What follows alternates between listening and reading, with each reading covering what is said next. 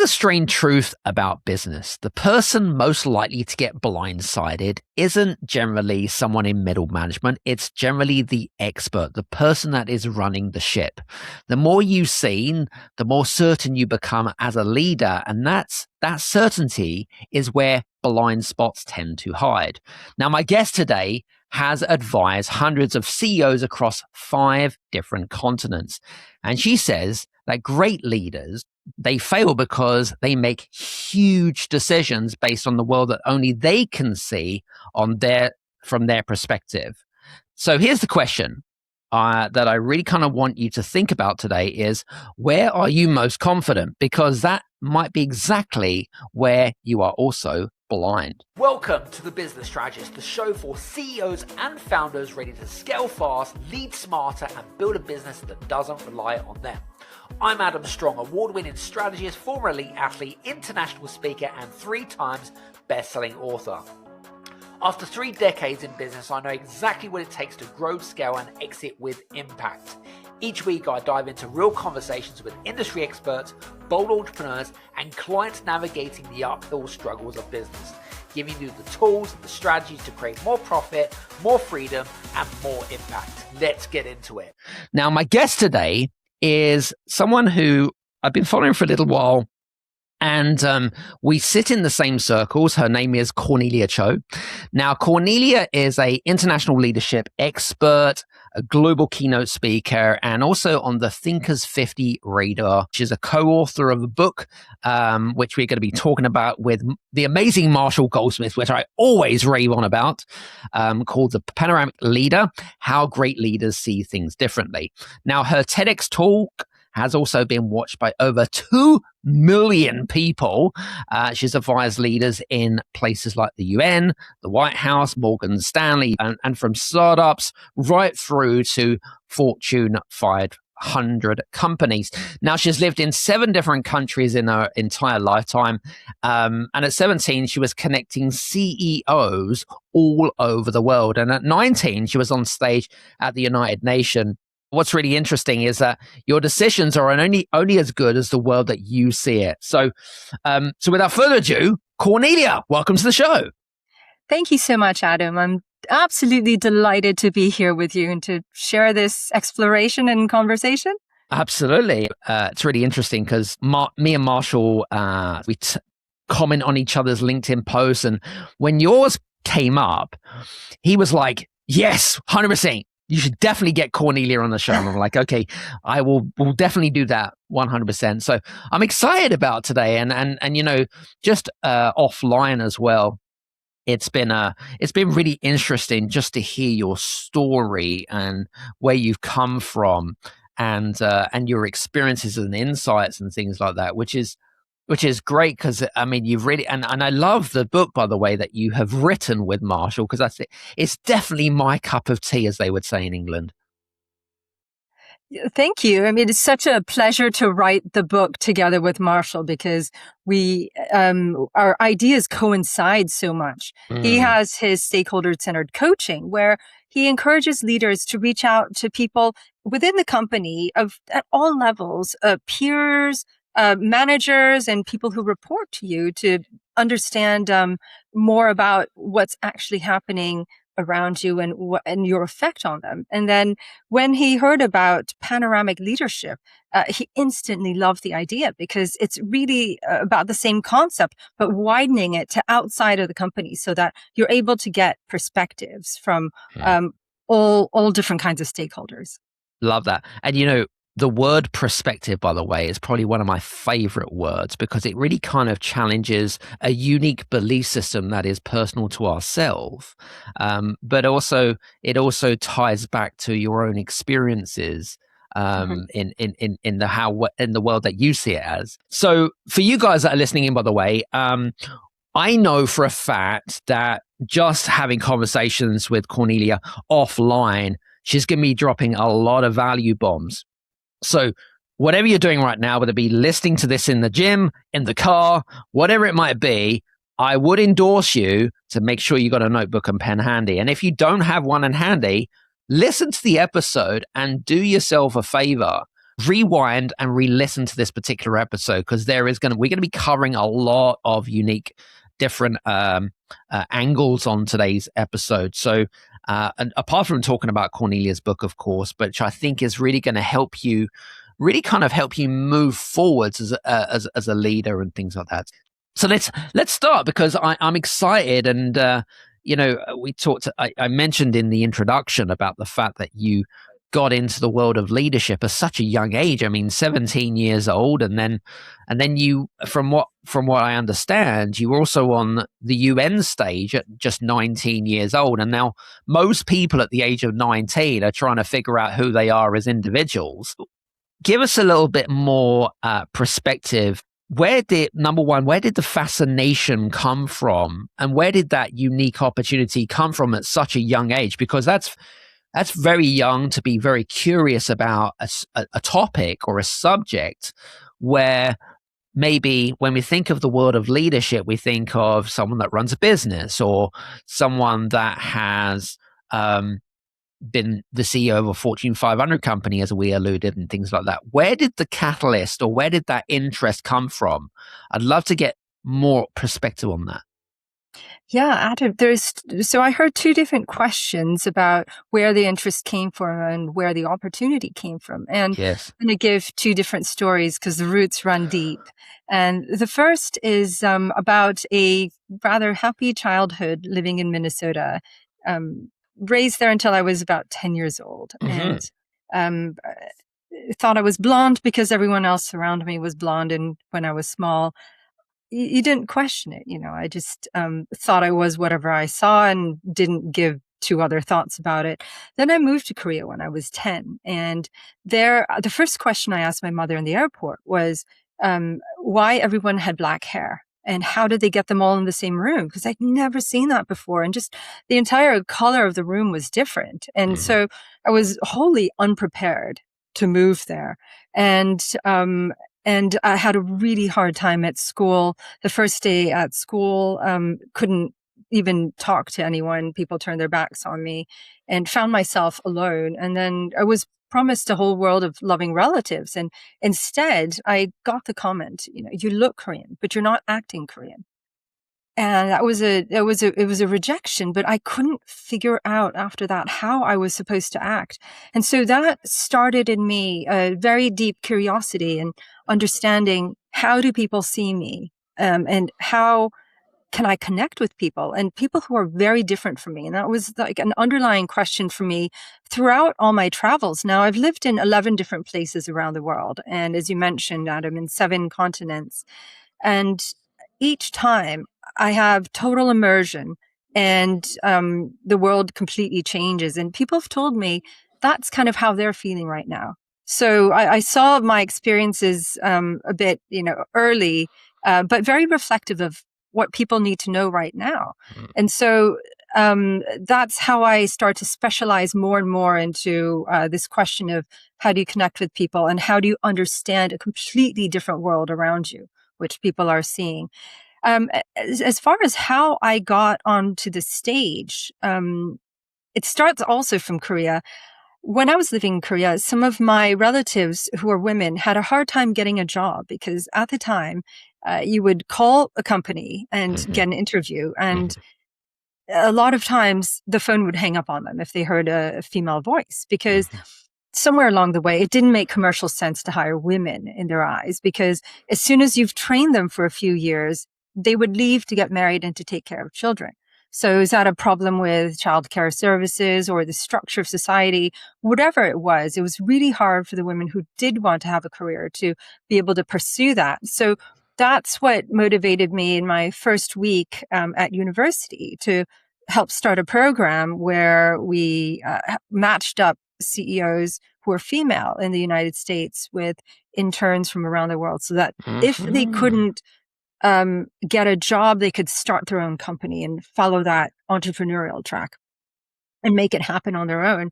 And through that experience, I was asked to give a talk at a global landmark United Nations conference. And that's where, after having lived in a world where, in a childhood where I was told to be quiet, and the whole philosophy of children being seen but not heard. Knowing that my voice could have an impact and that everybody's perspective could contribute something in some way absolutely blew my mind. And I was invited to speak with and advise really heads of state and ministers, and participate in a lot of really high level meetings. And so it was fantastic in teaching me more about this quest that I had to learn about connection and learn about understanding the landscape on a whole different level, hierarchically, instead of geographically this time, but also in knowing that, the sky's the limit, and, to dedicate your life to what you're passionate about. I love that. It's really interesting, and and it's great to have an opportunity like that, because I mean that's like kind of a once in a lifetime opportunity, isn't it? What did the room of the leaders that you met at that particular conference? What did it teach you about about seeing what others had missed from a leadership perspective? Is there anything that kind of crops to mind when you look back at your experience? Yeah, Adam, I was asked to help countries with sustainable development Got it. and improving their economy in a way that wouldn't be short term. Mm. And through my experiences of living in several different countries, and some countries where there was a heavy emphasis on education and others where there weren't, and also within some of the countries I've lived in, having friends in some of the highest rungs of society, for example, in Barcelona, where I was, and also some of the lowest, as I started a theater group for abandoned children in Barcelona. Mm-hmm. And being able to see the differences between countries and differences between socioeconomic levels at that age, it's such an intimate level. I was able to really understand what the levers that contribute to long-term growth. And so I spoke about education and the differences that I saw between countries firsthand, and the mobility that I had to understand different layers. And what I saw was that the ministers and heads of state, they were nodding their heads and understanding what I was saying, and that they couldn't have had that experience. Only I could have at my age and in my position, and that I had that perspective to contribute, and that was valuable. And that's when I started to understand that putting together different perspectives and understanding different perspectives was so crucial to leadership, because leadership means that you're not always hearing what people are actually seeing. You're hearing what they think you want to hear as a leader. But creating these relationships and getting access to these perspectives is really the infrastructure that we need for getting access to panoramic leadership and to panoramic views. And that's when I realized, A, that it's important to create these relationships and maintain them with all different kinds of perspectives. And B, that it's important that we do contribute our perspectives, but not blindly, in a way where people can understand what you're seeing. So you need to kind of tailor what you understand to someone else's perspective so that they can incorporate that information very easily. And in the book, we call that micro translation. Yeah, love that. Well, that's a new word. That's a new word that I have never heard of, but I love that. It's very cool. We'll talk about that actually further on into the episode. But tell me, I want to kind of talk about something which you just mentioned, which is the whole idea of blind spots, because in the world of entrepreneurship, especially, is that I feel like a lot of people treat blind spots as like weaknesses, more specifically. But you link them back more around confidence. So what does prospective blindness actually look like from, say, the inside of how an individual may look at it? Yeah, that's a really good point that you made about blind spots being seen as a weakness. Mm-hmm. Whatever they were seen as in the past, today we have so much change around us, socioeconomic change, political change, supply chain problems around the world, wars, technology changing the way we live and work. We're constantly going to structurally have blind spots. This is something that we need to get used to accepting, because the increase of change and complexity in the world today has grown so much that no one person can see everything that's happening around them, as we potentially could have before. There's no more possibility of having the leader on the hill standing on one leg and looking out on the landscape. There's so much change in this. The information that we need to understand what's actually happening is now distributed in the minds of so many different people around us, whether it's our C-suite team or the people on our team or stakeholders, or maybe an influencer halfway around the world who's actually bringing people to our products or not. Or one partner that we have for our business. And so today, blind spots are structural. And because of this complexity and change, our maps are outdated constantly. Even if we're able to see everything at one point, the next moment, things have changed, but we don't always know how. So that's really the genesis of all of these blind spots. And so panoramic leadership that we talk about in the book is really about being able to broaden your field of view through the people who see different parts of reality differently, so that you can complement the map that you're using, your internal GPS that you're using to lead your life and your organization, and to be able to integrate those perspectives into your own. I love that. This will happen before decision making. Yeah. So, have you ever been in like a board meeting or in a situation where, say, we take a typical white collar worker who's got senior position, and they have this attitude, and I call it an attitude because generally most people do have attitude, is that they feel like they're the perfect leader. They know everything about leadership. They don't have blind spots. And if you accuse them of having blind spots, they're in complete denial of themselves. How do you deal with someone that has that belief system ingrained to their subconscious, that it's kind of like when they do finally realize that they do have blind spots and they're not perfect, that they have this kind of not victim mentality, but they have this denial, this feeling of denial of, oh my goodness, like this shock. Yes. How do you deal with people that are in a state of denial with regards to blind spots? There's two different challenges here. First, if they're in this state of denial, they're probably going on autopilot in a lot of ways. And autopilot is important. It's important to go fast and to keep your foot on the gas and to keep on moving forward. The problem is if it makes no sense to go quickly if you're going quickly in the wrong direction.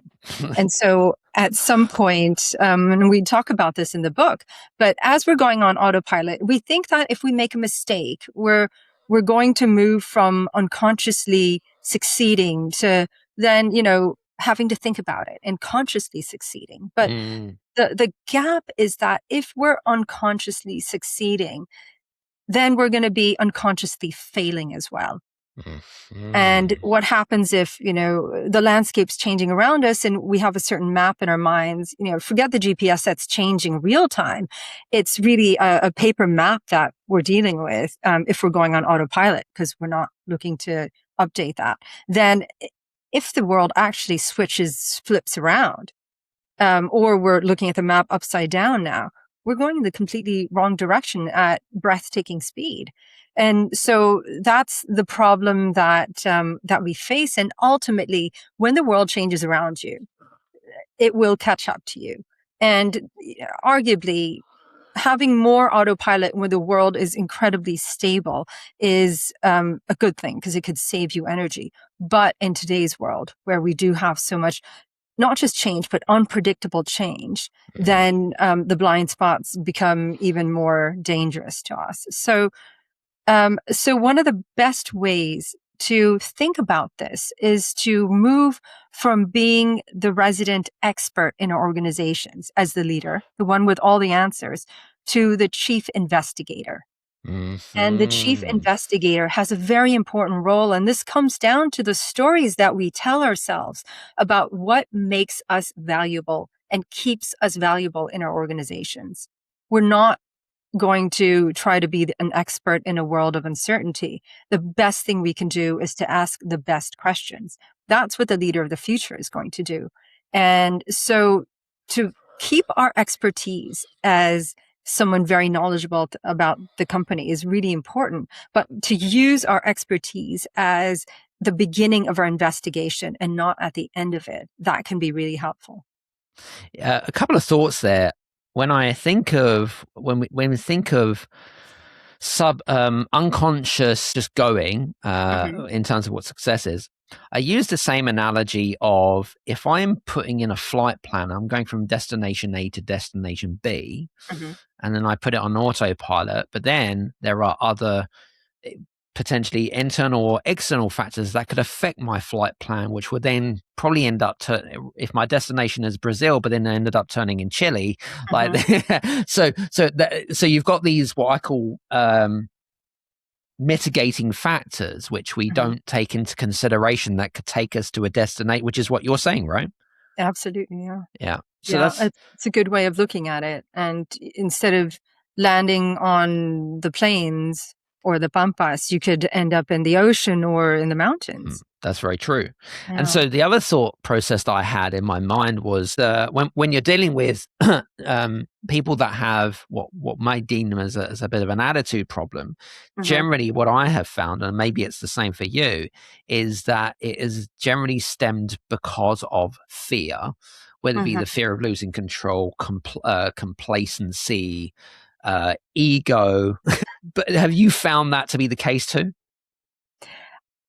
Absolutely, because I see two different dangers, and each is at one end. The first is going on autopilot and, being unconscious about your success. And the other is the fear of the unknown. So you could be overconfident, but you could not have enough confidence and then resort to fight, flight, or freeze when it's not necessary, or to really succumb to this fear. And it's easy to feel overwhelmed when you have this much uncertainty. It's exhausting. You don't know what is uncertain, but you know that the world is changing. You just don't know how. And so it's a tough place to be in. Yeah, I would agree. I think in particular, especially in the world that we live in today, there is a constant struggle of, what's happening in the world. Yes, most of it we can't control. Another thought here, just based on the book, of course. Let's talk about practical exercise here, because I'd love to get juicy in our conversation. So if someone wants to really kind of widen their perspective, widen their lens, say generally this week or, while they're listening to us, what is one particular exercise that you'd put maybe in front of someone if a group of leaders walked in your door right now and said, hey, we need to learn more about how to diversify how we look at these different lenses? What would you get them to do? What could we get some of our listeners to do? So I'll answer that in two ways. One, to address a mindset that is helpful. And secondly, to address really concrete actions. And the first is a concept that we have in the book called optimistic fear, and that I use with a lot of leaders around the world. And this concept is there to help you recognize that, yes, there is danger there. There is a reason for fear, but using that fear to propel us forward to get to know more about the situation can be extremely helpful. It raises our confidence. Not necessarily that, automatically we're going to succeed, but that by getting up close, we're going to understand a lot more, see more options, and options usually lead to more success and solutions. And so recognizing that fear, being able to hold it, yet getting up close to people, to situations, to problems, and to different perspectives can be extremely productive, especially at the entrepreneurial level, but at all levels in getting to know the customer who was thinking about walking away, but can offer a need that you can fulfill easily in getting them to be one of your, your biggest supporters, or to speak with an employee who is thinking about leaving, but realizing then that, there's something really simple that you can fulfill, or a different way to structure a partnership that's better for both of you. The more you get up close, unless you're in physical danger or something like that, but the more you get up close, the more options you'll see. And so that's a really positive way to get the productivity that you need, instead of getting stuck in the fear of the unknown. Now, some really practical things we can do that are really quick is, the very first step is to take a perspective audit and look at who's at my table, who's at my decision-making table, whose perspective do I understand, who influences me? And to say, okay, look, now I'm going to ask myself 3 things. Who's closest to the decision? Who thinks materially differently from me? And whose perspective is important, but can materially change my decision? Having the courage to understand and get up close to those perspectives is really important. So after doing your audit, if you can call these people and schedule meetings throughout the week, or if you can read about them or talk to an intermediary who knows them, that can be extremely helpful in getting to know the parts of our map we might be missing, and to get a more complete perspective. So in order to gather that information, what you're saying is have conversations with those people that you have on your list, and then you can then start answering the questions that you had just mentioned. Is that right? Exactly. To first make up that list, and then ask yourself these 3 questions and say, do they fulfill these 3 criteria? Yeah. And if not, widen that list and get the new people on your schedule, meetings with them, coffees, or to read about them, or even if it's hard, just to familiarize yourself with the perspective that they have. That can be extremely helpful. And then, of course, then to move to a decision and to make a decision about that, which is really important. Sometimes all it takes is 15 minutes to ask yourself, who sees this differently? What do they see? And what assumptions of mine would change if I adapted their perspective? And to, even if you don't change your mind, you don't have to. Maybe you're 100% correct. But having done that exercise and having looked at the full map, can really solidify your decision, and can be done in as little as 5, 10, 15 minutes, depending on how deep you want to go. Love that. The prospective audit, ladies and gentlemen. You'll remember that one, I'm sure, which is a good one. I have a challenge for you, actually. So, so a lot of our listeners are founders, business operators, business owners, and basically, the founders that I tend to work with are ones that they have basically built a business where they have been using their instinct, should we say, to get through what it is that they're trying to achieve, which is building a successful business. So in terms of like their gut instinct, now I'm really big in intuition and gut instinct and, going with that flow. Yeah. Are you, from your perspective, are you asking for people to distrust the instincts that maybe helps them get them to where they are right now and change it for something else? What is your take on the whole ideology of going with gut instinct and how that affects people's decisions? Hey guys, I just wanted to take this opportunity to make you aware of a brand new tool that we've just created called the Exit Readiness Assessment. Now, it is for founders and CEOs that are looking to exit from their business operations. Now, it doesn't matter even if you're not looking to exit right now, I would highly recommend to go and take the assessment straight away.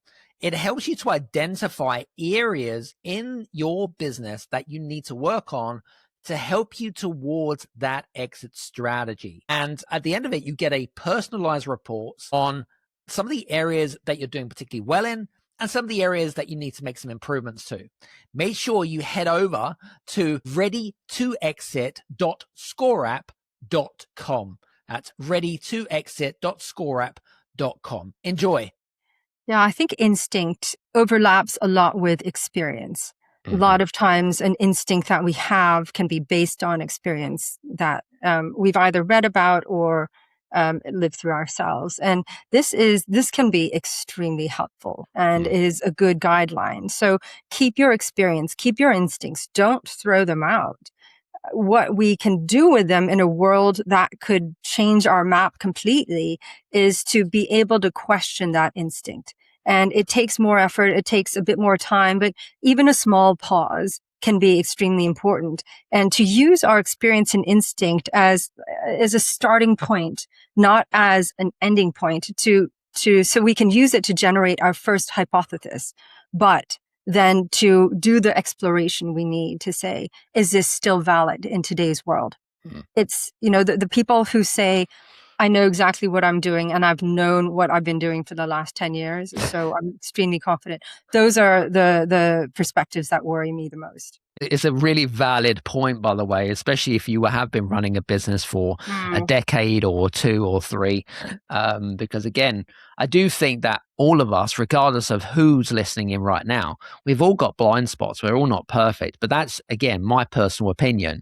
But I'm sure that we'll have others which will probably disagree with that, but we all get, that's fine.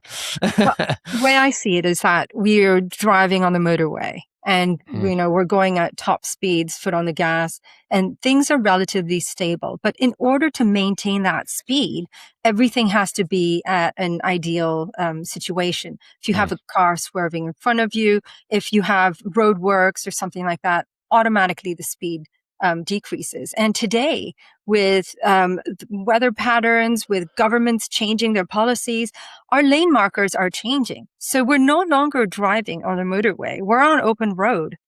And we have to adjust accordingly to be able to pivot and to be able to adapt. And really what we're trying to do is to see around corners, to be able to understand what the next change is going to be and how that's affecting the circumstances, the nature of our business, our sales, our customers, our employees, and to be able to adapt earlier. Because the earlier we're able to adapt, the more options we have, the more opportunity we have to talk to different stakeholders, to employees, customers, and to circumvent anything that might happen to our detriment. A good perspective, ladies and gents. Good stuff. So here's an interesting one. So a lot of the audience that we have here, they're in what we call a transitional phase in their careers. Okay. And so they're basically running from an operator and they're transitioning into leadership. Okay. And eventually they will want to exit their business, however many years that could be, or months down the line. Now, to do that, they have to stop being the person that they are or have been in the past, because their identity is generally wielded to being one that has all the answers in the organization. Yeah, they're the ones that their employees see as the guiding light. What happens to a leader during that transitional phase? Where does it all start to break down and fragment in places that they might not be expecting to? Yeah, I was working with a CEO who had stepped into a company after the departure of a founder. And the founder was either intentionally or inadvertently still pulling some of the strings in the background, whether that was through relationship or something stronger. The CEO who had stepped in was obviously extremely frustrated, and they were thinking about leaving. And when I put this CEO in touch with another founder who just left their company after a decade, the CEO was finally able to understand the sensitivities of just how difficult it is to let go of a company, because our identity and a lot of our our value that we put in ourselves is tied in that company. And when we lose that part of our work, it's very easy to lose the value that we see in ourselves and to want to get that back, because it's so deep that it almost affects the primal question of why are we here?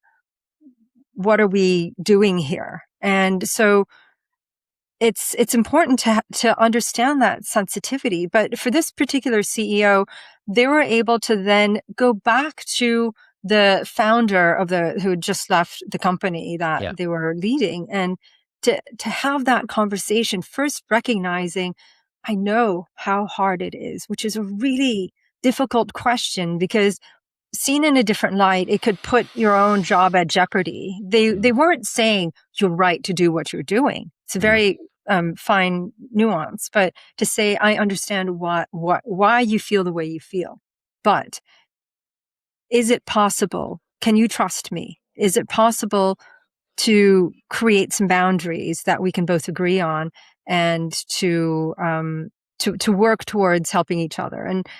And eventually the relationship got a lot better over time. But without having met that, the other founder, the CEO would have had a hard time understanding the depth of how difficult it is. And so on leaving a company, it's important to both recognize that our value is not solely available through the existence of our work with that company.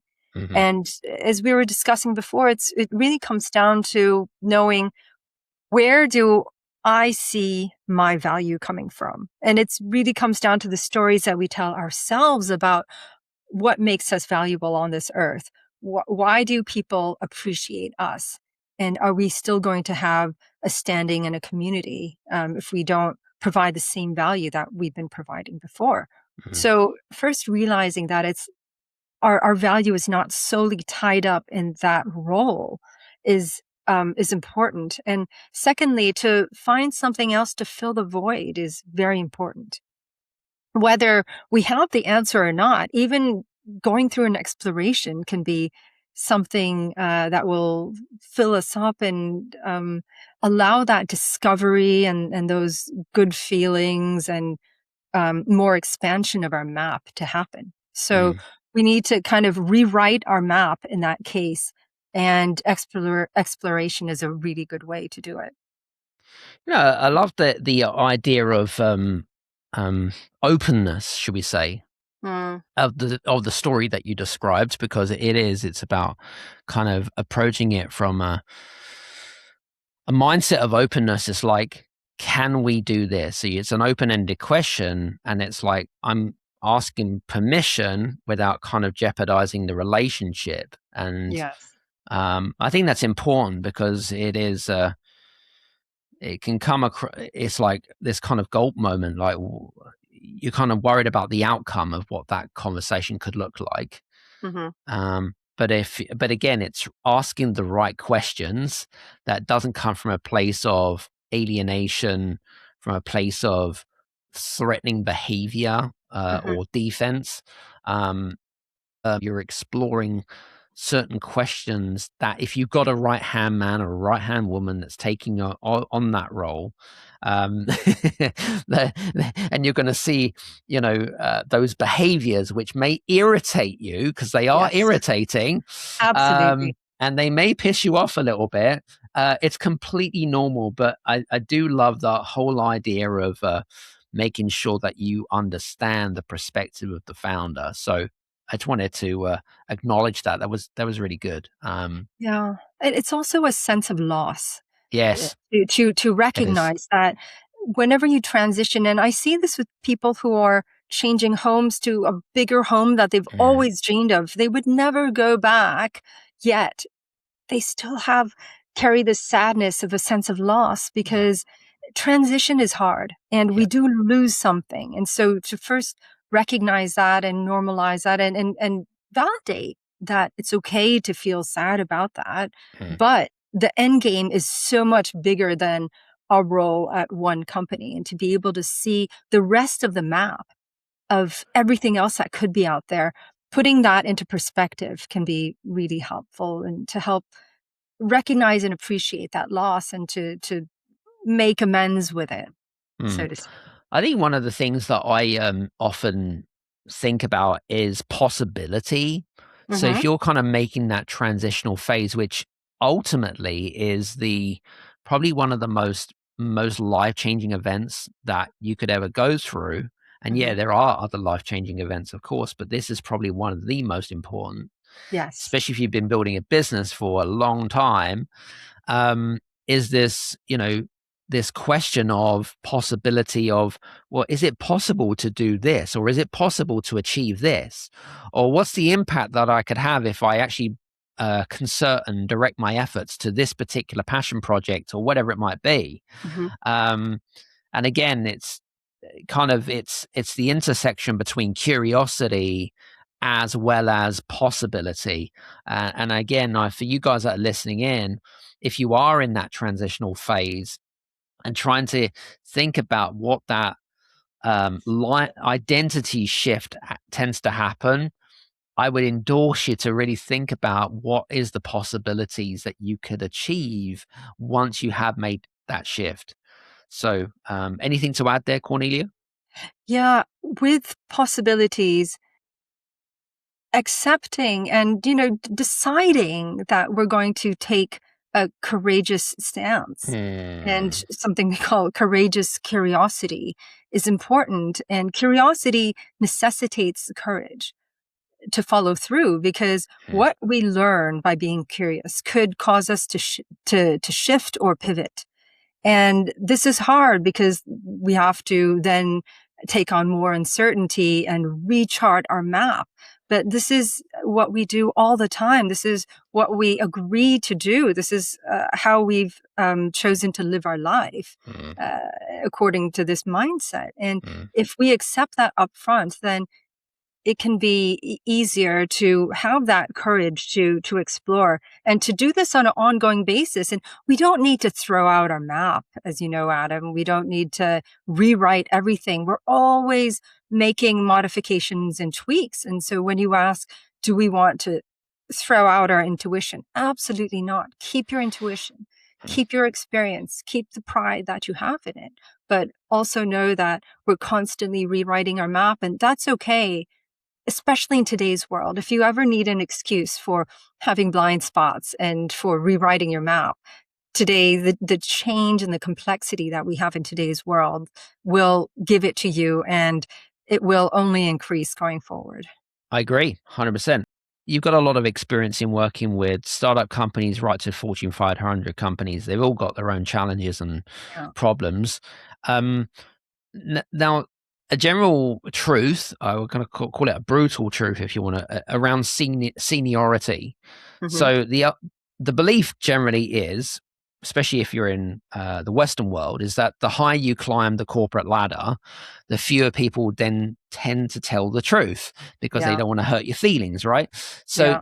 the only people watching you closely are the ones who work for you, as in like they directly respond and kind of work very closely aligns you, and they've got every reason to hand you this kind of like rosy picture. Everything is perfect, everything is tickety boo. So by the time someone is ready to sell the business, right, at Yeah. generally at the what I call the highest stakes of the moment of their career, Yeah. they may be even more eluded or more blind than they ever have been. how Hmm. do you how do you protect against that moment? Yeah, so people have a lot of different filters. And the more important you are, the more careful they are about the information they give you and the more they filter it. And some Mm. of the filters that people use are hierarchy. How important is this person and how much do I need to please them? But also geography, culture, uh, your position in the company, the function that you're in, Mm. and your own interests. And people will never stop using filters, but we can make these filters stronger or weaker according to the behavior that we've displayed. Mhm. And it really comes down to our reactions that we've had in the past. And whether it's intentional or inadvertent, if someone feels that they're not safe sharing certain information, or they received bad reaction or one that could potentially harm them in the past, well, of course, they're going to use a bigger filter. It's all about survival and being able to get the best situation possible. So the more we can't get rid of filters, but we can help influence how much filtering is happening around us. And if we're able to display that, we can take more of an unvarnished truth from people, then we will get more of that unvarnished truth that's really helpful. But we really recommend 3 steps for executing panoramic leadership and getting that going. And the first is to get up close, just to get up close to a lot of different people who think differently, whether that's in person or by reading about them. And then the second step is called establish meaningful bonds. And the key word here is establish, because these bonds of trust that will give you access to more of the unvarnished truth don't come automatically. We have to earn it. And so we have to create a relationship of trust over time and to demonstrate that we can handle this truth and that we're able to relate to different people. And then the third answers the question, what do we do with the perspectives and the information that we gather? It's to add it to decide whether we're going to add it to our map or not. And the third step is map your evolving perspective. And it's constantly evolving. And it's about mapping, not incorporating, because we could come across a lot of information that is interesting, but you don't have to incorporate everything that you learn. Just, what you decide is helpful in making a good judgment and making better decisions. Great stuff. So 3-step perspective. And by the way, I'm not going to repeat them. I'd like you, if you are interested to re-listen, do me a favor, pause it, rewind what you just and write it down, because again, these different frameworks, these different processes, these different perspectives will hopefully widen your horizon and, again, challenge a certain belief system that you may have ingrained to your subconscious. So this is really juicy stuff. Now I'm conscious of time, and I want to make sure that we can kind of get our last conversations in. Now, if a leader wants to change something that they see, the perspective, what could give them their biggest return on investment? Because everyone is taught, all the leaders like to try to use some sort of metric, a return on investment of one way or another.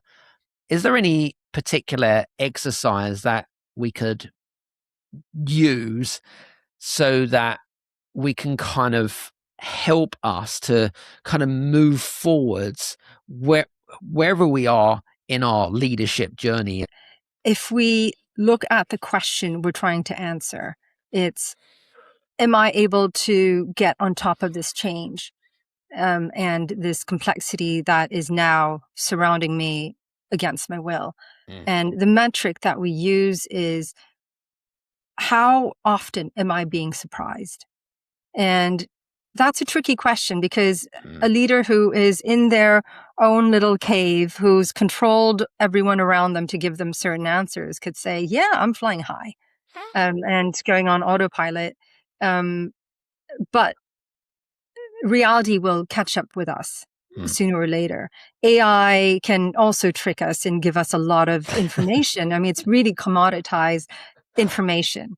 And what we're really looking for is judgment and being able to see a wider, bigger, more real, a bigger picture of reality before we make judgments. So it's really simple. The key question I ask is, are you finding yourself being surprised by what's happening in the world more often or less often? And there is one other question. And is it because the world itself is changing faster and becoming more complex? And I'm doing a good job? Or am I missing things because I'm stuck in my own mouth? And that's a good question to ask on an ongoing basis, because the world will keep on changing, and it's predicted to change faster than it has even in the past. Yeah. So being conscientious of that and staying on that is really important, because we don't have to have a perfect map. The most important thing is to keep on looking. and to keep on exploring around us. And that's a great way to round up our conversation, because I mean, we've gone through a lot of great stuff today. So first and foremost, I want to say thank you to a great conversation. I think it was a lot of fun, right? Oh, absolutely. Always, Adam. Fantastic. Thank you. Excellent. Really enjoyed it. Me too. And for you guys that are listening in, by the way, if you are interested, of course, to widen your lenses, gain a different perspective, what I would highly endorse you to do is to make sure that you check out Cornelia and Marshall's book called The Panoramic Leader, which you can obviously find in all good bookstores or online, wherever you are in the world, of course. Feel free to also connect with Cornelia over on places like LinkedIn, which she obviously is very active on, and make sure that you are able to follow her on all good media channels. If you do reach out to her with your questions, of course, please make sure that you mention the podcast as well. And I'm sure that she will come back, or her team will come back in due kind. So from me and Cornelia, thank you so much for being on the show. And hopefully we'll see you again on the next show. Take care, and we'll speak soon. Cheers now.